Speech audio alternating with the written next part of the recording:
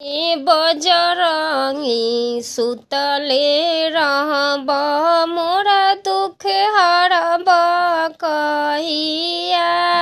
ए बजरंगी सुतले रहब मोरा दुख हरब कहिया।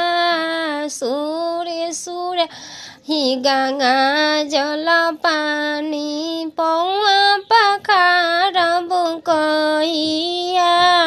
ए बजरंगी सुतले रहब मोर दुख हरब कहिया।